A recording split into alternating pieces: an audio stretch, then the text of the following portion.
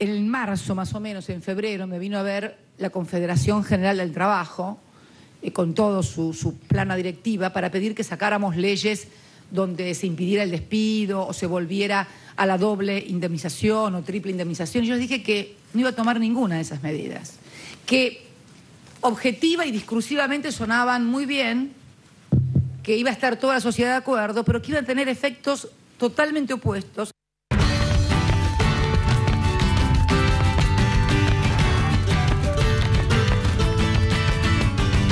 Muy buenas noches, bienvenidos a Odisea. Si nos retiramos de la peripecia cotidiana, de los datos del día, si nos alejamos un poquito de los barquitos que se mueven en la superficie para ver un poco las corrientes más de fondo, veremos que en toda la región, en América Latina, estamos ante un problema de gran magnitud desde hace mucho tiempo.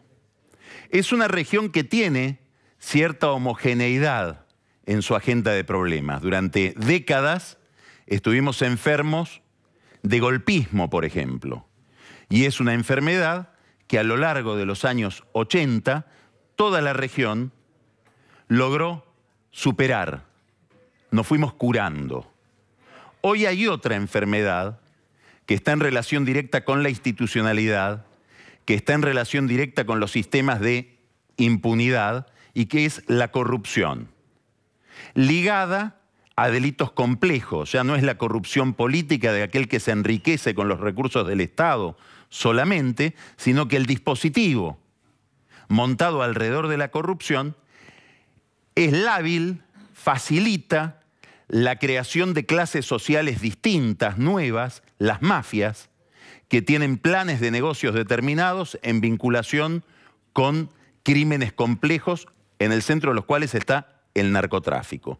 Este es un problema que recorre a toda América Latina, pero que hoy tiene novedades en la agenda periodística.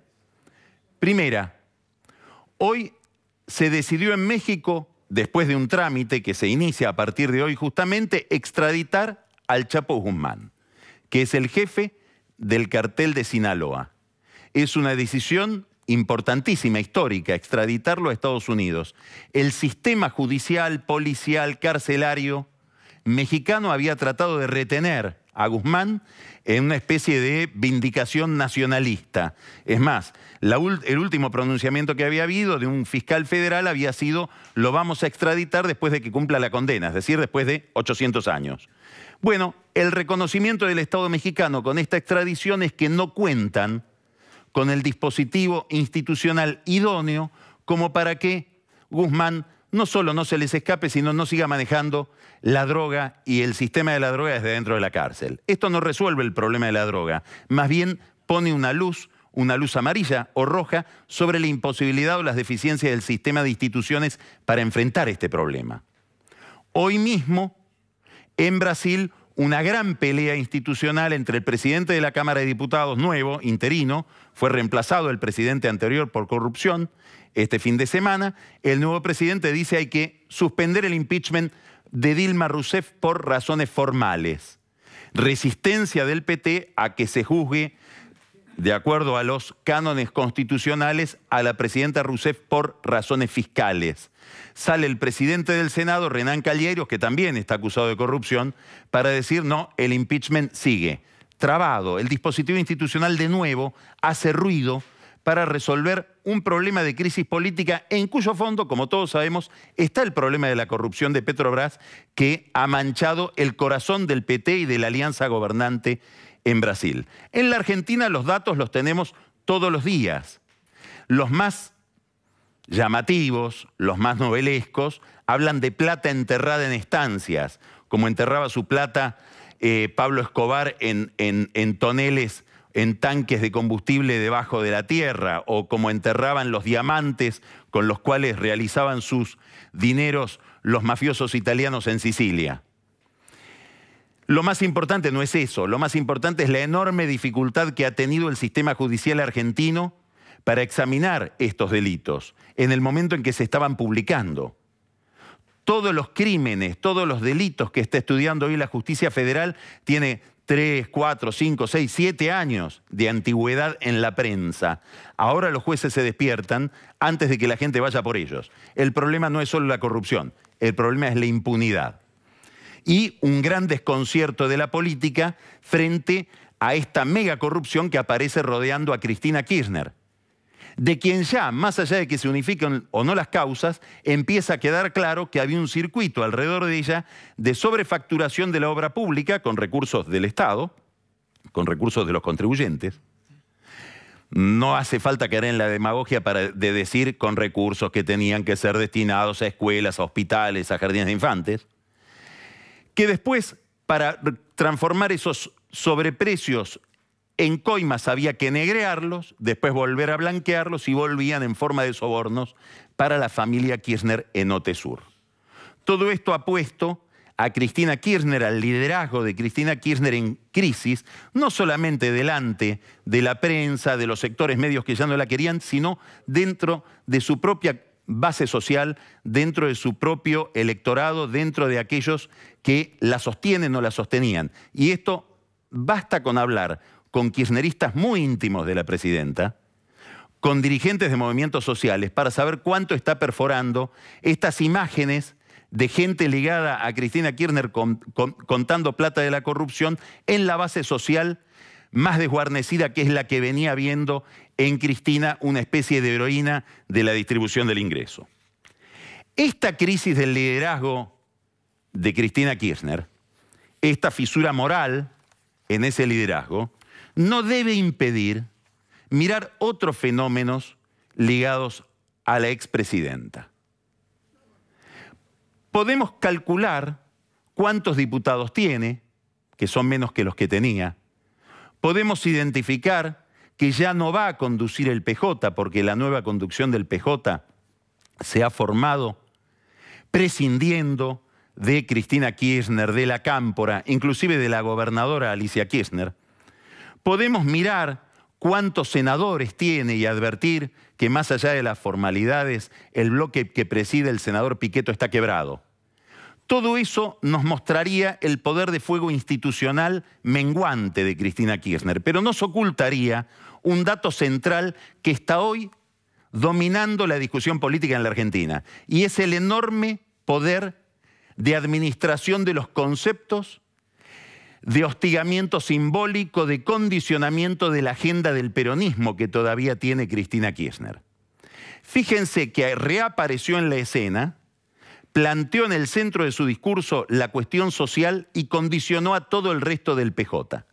Hoy el PJ está en una crisis que no tiene que ver solamente con qué va a hacer el peronismo con una líder cuya imagen de corrupción ya es inocultable. Tiene un problema más serio, que es el que está manifestándose en la discusión sobre el trabajo, tema central a la naturaleza del peronismo. Tiene que ver con lo siguiente, la capacidad que conserva todavía Cristina Kirchner para mantener atrapado aún a los sectores que pretenden ser más renovadores dentro del peronismo en la trama de conceptos, de prejuicios, de estrategias de toda la década anterior. Para decirlo de otra manera, en la trampa del populismo. Cristina Kirchner aparece en escena, habla de una crisis social que va a hacer, como le dijo a ella a todos sus íntimos, que esto no se aguante más, un diagnóstico según el cual esto se derrumba mañana, porque hay una ola de despido gigantesca, esto es el relato de Cristina respecto del gobierno de Macri, tensiona la agenda del peronismo y lo obliga a Miguel Pichetto y después a Massa a proponer una idea, una estrategia frente al problema del empleo típica de lo que ha sido la administración anterior, no tanto la de Moreno, más bien la de Kicillof, según la cual los problemas de la economía se podían corregir con poder político y con legislación. El que mejor lo planteó fue Jorge Triaca, el ministro de Trabajo. Dijo, van a aplicarle al mundo del empleo un cepo, como el que aplicaron antes al mercado del dólar. Un cepo que va a hacer que no puedan salir dólares del Banco Central, pero que tampoco van a poder entrar. Lo mismo pasa con el cepo al empleo. No van a salir, si es que no salen, empleados de las empresas, pero tampoco van a ser contratados nuevos empleados. Esta idea, que es una idea central de la mentalidad populista, que técnicamente consiste en pretender administrar al mismo tiempo cantidades y precios, es decir, conservar todo el nivel de empleo sin tocar el salario. Esta idea según la cual habría una baja rotunda del salario, después lo vamos a hablar con Nico Duhovne, interpela a toda la dirigencia del peronismo con un concepto muy importante que tiene que ver con este momento de la Argentina.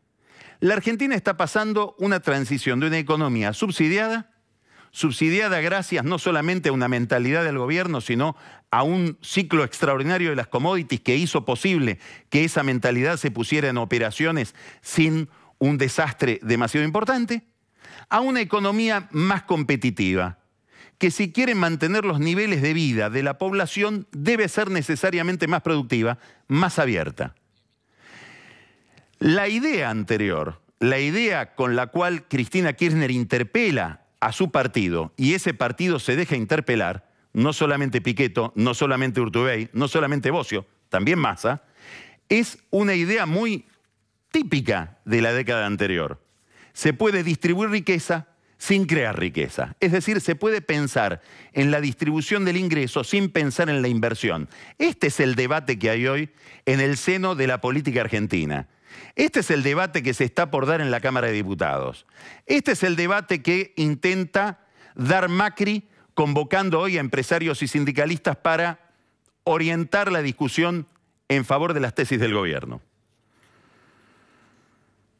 Los datos hablan de algo distinto de lo que nos está hablando la política, o por lo menos la política opositora. Escuche. En la Argentina hay 6.300.000 trabajadores privados. Hay 3 millones de empleados públicos y 6 millones de personas que no pueden blanquear su situación laboral, que son o desocupados o trabajan en negro. La ley por la cual se le impone un cepo al empleo con la doble indemnización está destinada no tanto a beneficiar a quienes están empleados, sino más bien a castigar al que está fuera del sistema. Este es un problema para algunos sindicatos, el problema del desempleo. Es un problema sobre todo para la UOCRA, que tiene 50.000 desempleados por la crisis de la obra pública, y es un problema, si se quiere, menor para la UOM. Fíjense el caso de la UOM. El presidente estuvo con los sindicalistas hoy y le pregunta a Caló, el secretario general de la UOM, ¿cuántos empleados tenés? 450.000. ¿Cuántos desempleados tenés? 3.000. ¿Y esta es la oleada de despidos? 2002, procedimientos de crisis en las empresas, que son procedimientos que existen frente al desempleo. Son mecanismos para paliar el problema del desempleo, que existen hoy. En el año 2002, en el pico de la crisis recesiva, 71.000 procedimientos de crisis. El año pasado, 2015, 70 procedimientos de crisis. Es decir, 70 reclamos de empresas que dicen ayúdenme a mantener el empleo de mi planta de trabajo, de trabajadores. Este año, ¿cuántos hay en lo que va del año? Procedimientos de crisis. El año pasado total 70. Este año 14. El gobierno también está interpelado frente a este problema. Esa interpelación tiene que ver con una discusión interna dentro del gobierno. Los que decían había que hacer un acuerdo económico y social que evite este tipo de leyes al comienzo. Los que dijeron que no, bueno, ahora están negociando con el Congreso que no haya esta ley. Y hay una reacción por parte de Triaca, por parte de Macri, por parte de Pancho Cabrera, que es el ministro de Producción, para evitar que se trate la doble indemnización del Congreso. Ese es el centro de la reunión que hubo hoy en la Casa Rosada, donde el presidente convocó a sindicalistas y empresarios. Es hacerle hacer una manifestación a ambos sectores en contra de la doble indemnización con dos objetivos. o bien que Massa corrija su posición y no avance con esa idea en el Congreso, o bien que cuando el presidente vete la doble indemnización después de un tratamiento bastante largo en la Cámara de Diputados, después en senadores, etcétera, no haya por parte de la dirigencia sindical un paro en repudio a ese veto. En esto consistió hoy el documento que trataron de extraer del empresariado y también la adhesión que trataron de obtener de parte del sindicalismo, además del aplauso de los gobernadores, a los que no les interesa tampoco volver más rígido el tipo de contrato laboral en el mercado laboral. Más allá de estas decisiones, más allá de estas discusiones, la otra discusión dentro del gobierno es central. ¿Cómo encara Macri, con qué convicción encara Macri este pasaje de una economía subsidiada, de una economía que se había agotado, cuya única salida era ir rumbo a Venezuela, a una economía más competitiva y abierta? ¿Qué capacidad de liderazgo tiene Macri respecto de esta modernización? Este es el problema. Hay quienes le dicen, en alguna medida se lo escribió Durán Barba este domingo en el diario Perfil, volví al gradualismo, bajá 2 cambios. Si te convertís en el presidente del ajuste, no te recuperás más, porque estos son todos los datos que indica la historia. No sé si son todos los datos, porque si hubo un presidente del ajuste exitoso en la Argentina fue Menem, que hizo un brutal ajuste en el año 89 y después no sabíamos cómo sacarlo. Frente a esa visión, un Macri que dice, esto es central para mí, la inversión es central, sin inversión no hay distribución de riqueza, si me aplican esta ley la veto.